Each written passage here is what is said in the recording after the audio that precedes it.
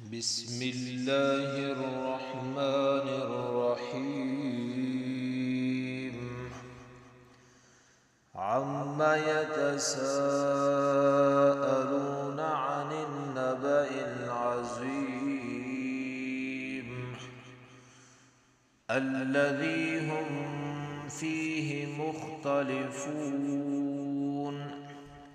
كلا سيعلمون ثم كلا سيعلمون ألم نجعل الأرض مهادا والجبال أوتادا وخلقناكم أزواجا وجعلنا نومكم سباتا وجعلنا الليل لباسا وجعلنا النهار معاشا وبنينا فوقكم سبعا شدادا وجعلنا سراجا وهاجا وأنزلنا من المعصرات ماء ثجاجا لنخرج به حبا ونباتا وجنات ألفافا إن يوم الفصل كان ميقاتا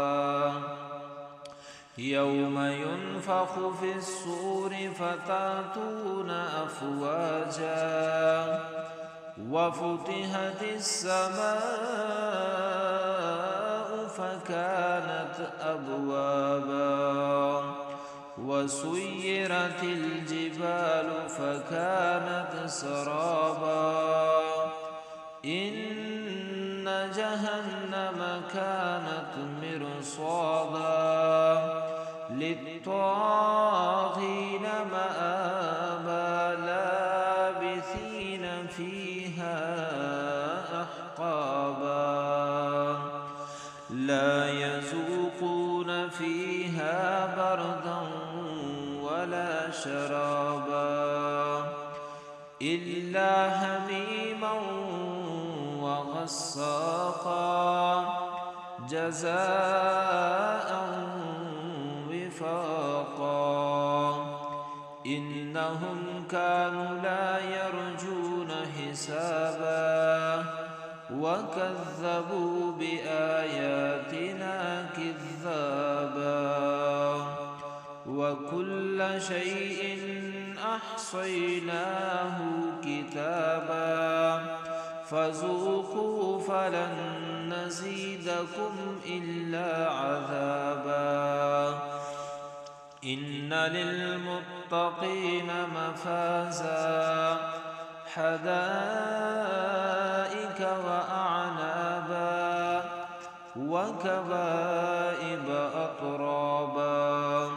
وكأسا دهاقا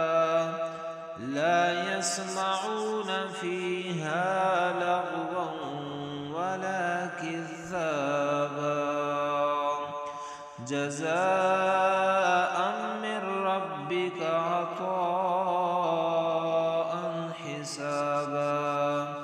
رب السماوات والأرض وما بينهما الرحمن لا يملكون منه خطابا